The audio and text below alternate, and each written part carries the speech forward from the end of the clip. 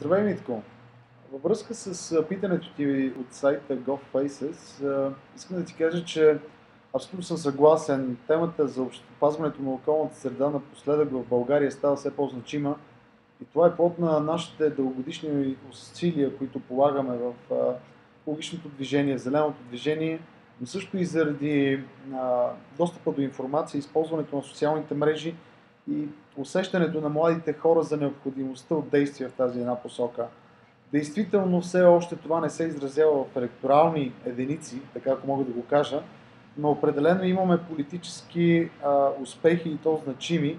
като например забраната за използване на ГМО, забраната за използване на фракинг, спирането на ключови вредни за България и за природата проекти, опасни като АЕЦ Белене, Бургас Александруполис, представителство в органите, които трябва да взимат тези решения. Един от начините е сега да получим вашата подкрепа на 25 май на европейските избори, за да може от България